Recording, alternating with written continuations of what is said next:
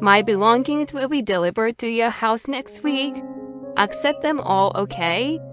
You are so clumsy and inconsiderate. I'm moving in to re-educate you on how to be the proper wife. The least you can do is to give me my own room, even if you have to move your things out. My mother-in-law gives me the news out of the blue.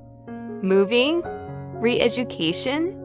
What on earth is she talking about? My husband has never mentioned that she was moving in with us.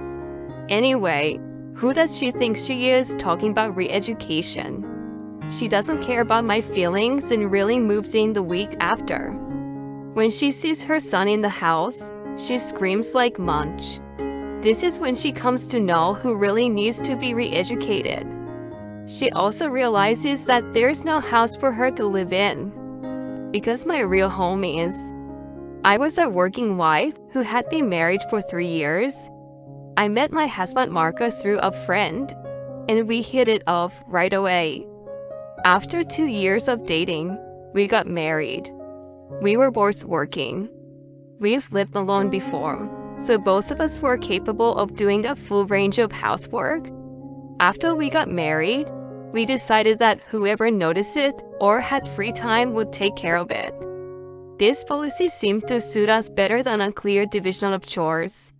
We never had any dispute over them. When my work became busier, Marcus' share of the workload increased a little at home. Even though it was a rule that we had decided upon together, I felt a little bad about it. I made up for it by buying him nice dessert and treating him to a meal on weekends. I felt like I was bribing him with food, but he always said, "I'm happy to do it this way, rather than overwhelming you at home." I was reassured that I married a really good guy. I prayed that those happy days would last forever. Just as I was hoping, my father-in-law passed away. He had married late, so he was already quite old.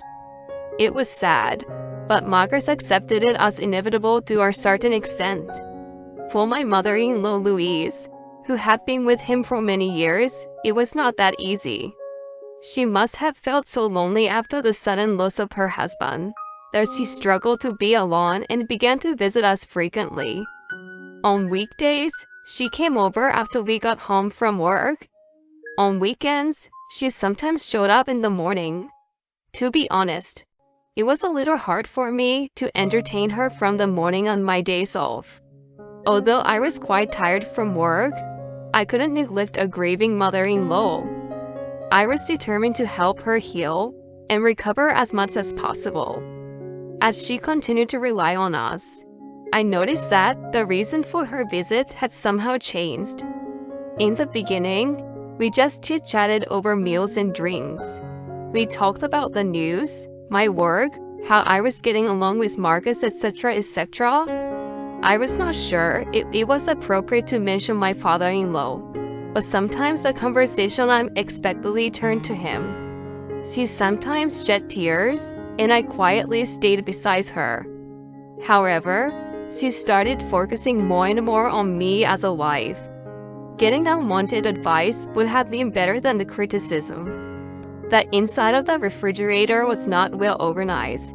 Laundry and cleaning were not done properly. There were too many discarded packages of cup noodles and ready-made food in the trash. She asked me if I was trying to destroy my health before I had a baby. I was often criticized like that. It was inevitable that as long as we both worked and shared the chores, there were some sloppy jobs. We were both laid back, so we were never bothered by the details and weren't even thinking about starting a family. I understood what she was trying to say, but if only she got better and stopped coming over so often, I could have tended to my housework more. Of course, I didn't dare to tell her that. Yes, right, I'm sorry. I had no choice but to nod my head in agreement. One weekend, she came over as usual. She saw Martha's washing the dishes and suddenly started scolding me. Why is my son washing the dishes? You're the wife. You should be the one doing it. I froze at her outburst. She paid no attention to me and took the plate and sponge from his hands. She then made him sit on the sofa and pulled me to the kitchen. I stood in front of a sink, feeling a little irritated, but trying to talk as calmly as possible. "Listen, Louise, we both work, right? That's why we share the housework. It just so happened that he was doing it today. I don't leave everything to him, so don't talk back to me." I tried to explain, but she didn't want to listen to me or try to understand. I thought that if Marcus explained it to her, she would have at least tried to understand a little. I glanced at him with hopeful eyes. He nodded as if he understood. I believed that he was going to help me out of the overt situation. I was relieved for a moment. Then, he blurted out totally unexpected things. "Mom, calm down. It's not good for your health to get so upset." "You have a point though. I'm going to make her do the right things for now on." "Honey, you should apologize to her." He looked at me. Why didn't he just tell her that we shared the chores? I thought about saying so, but I felt there was no point in arguing with Louise any further. I will be careful in the future.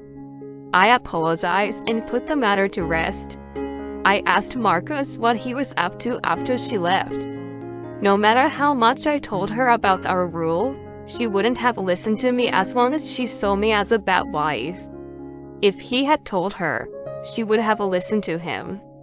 That would have been all it took to settle the matter. Why did he have to make it worse? He sensed how angry I was and started excusing himself. I was just trying to smooth things over. I'm sure if I explained about the shared responsibilities, my old-fashioned mom wouldn't have understood. You know I didn't really agree with her, right? She would eventually understand. He tried to justify himself, but we knew each other for a long time. I knew that he was bullshitting. In fact, I thought he was hoping that he wouldn't have to do the housework. He had been kind of a trickster ever since we started dating. As I mentioned before, I was easygoing, and he had never caused any serious trouble, so he got away as mischievous. I saw no remorse in him, but more than anything, I was exhausted.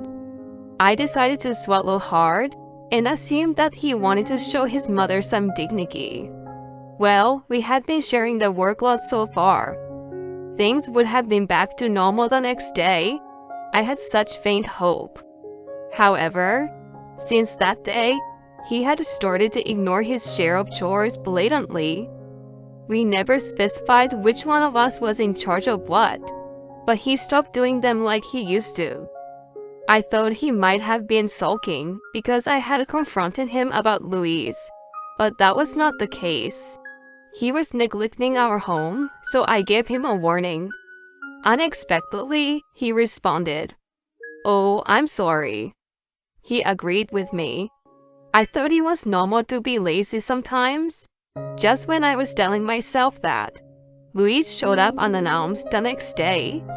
She had always contacted me beforehand, so it alarmed me. I wondered if there was something wrong with her.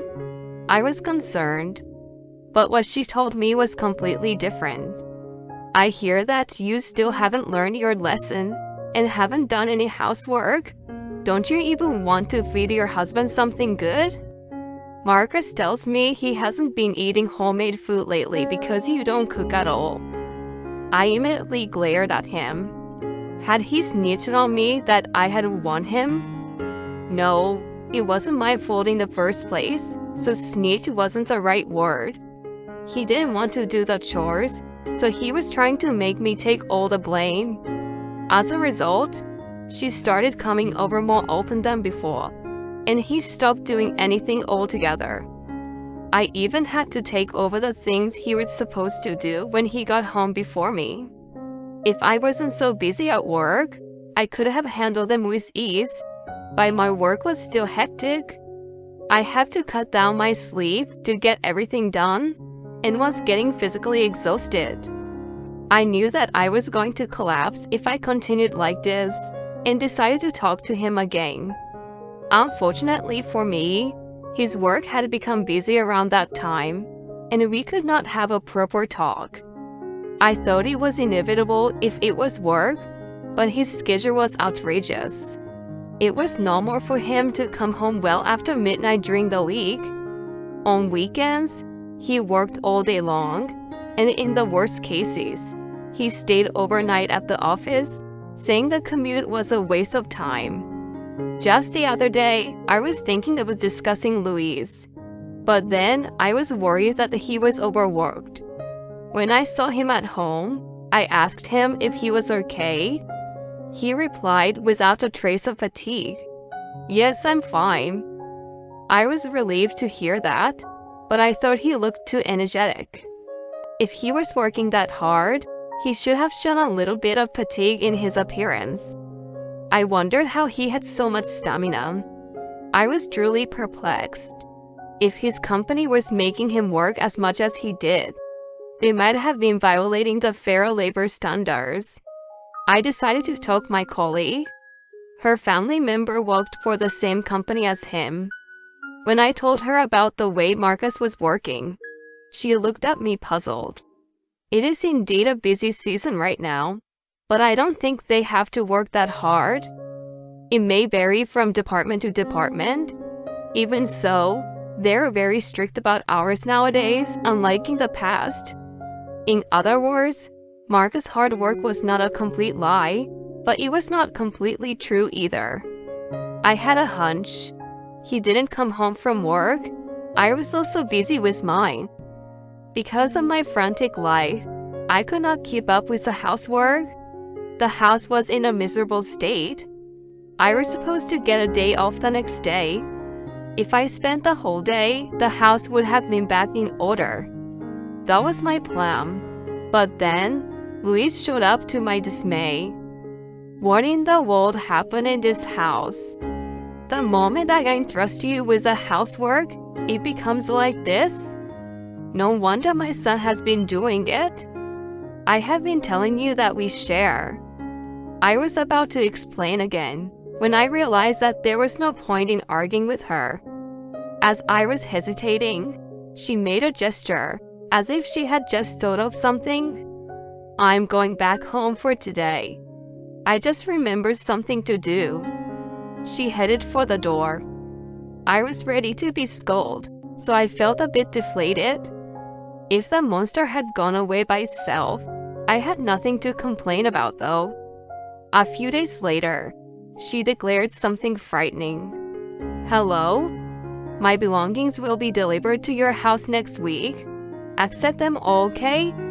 After seeing the house in such a state, I can't just not to do anything. You are so clumsy and inconsiderate. For the sake of my son, I'm going to train you how to be the proper wife. I'm going out of my way to move in with you. The least you can do is to give me my own room, even if you have to move your things out." As soon as I answered the phone, she ranted selfishly. There wasn't even a discussion about her move, but her belongings were already on the way. I was sick and tired of her treating me as a fool. If that was how she wanted to play, I had a plan too. I had been contemplating it for some time, and decided to act on it then. The day the package arrived and she was moving in, I received a call from her. I didn't feel like dealing with her, so I kept ignoring the calls. She kept calling again and again, without a pause for eternity. I had no choice but to answer the phone, and heard her shrieking on the other end. "What in the world is going on? Where are you? Who the hell is the woman with my son?" It was the first time I had ever heard her lose control of herself, and I couldn't help but laugh at her. "What's so funny?" she asked, sounded irritated, but there was no other way I could react. I didn't think my plan was going to work out so perfectly.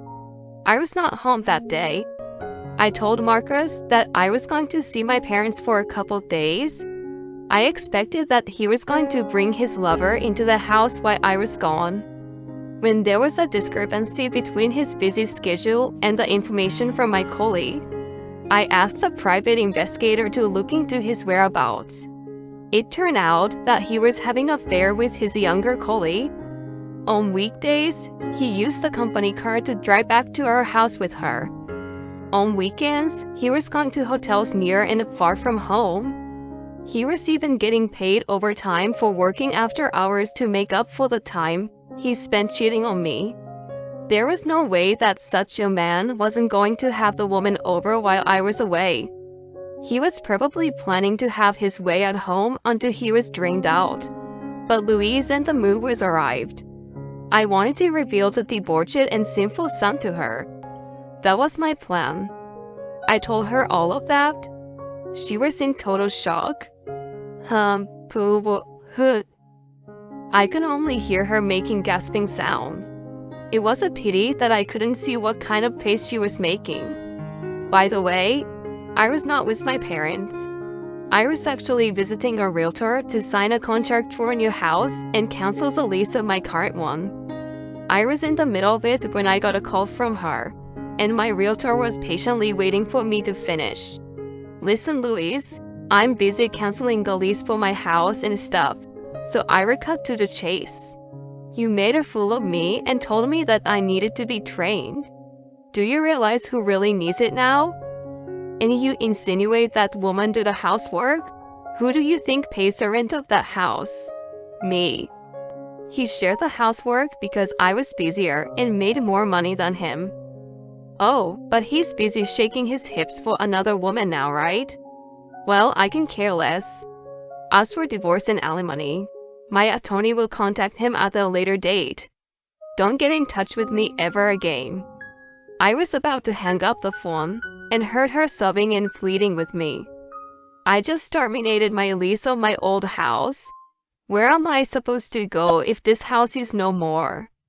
She had been enjoying picking on me, yet she relied on me when inconvenienced. It's none of my business. Talk to your idiot son. I hung up the phone for real. A few days later, I filed for divorce and 100,000 alimony was being negotiated. I didn't doubt my excellent attorney. Marcus, of course, was dismissed from his job along with his lover because of the incident. I heard through my attorney that he was dumped by her, who told him that she should not have gotten involved. I would have loved to see the two idiots get together and lead a miserable life, but I erased such a wicked thought immediately. Instead, I was told an interesting story. There was still one mystery left. How did Marcus keep up with both busy work and affairs without any sign of exhaustion? One factor could have been that he was enjoying the affair so much that adrenaline helped him. The biggest factor was simply that he was using a lot of over-the-counter energy boosters. As a result, he developed some internal organ problems as a side effect of the drugs, and he could no longer work as much as he used to. Excessive consumption of substances is always a bad idea. The lease of the previous house is terminated as declared.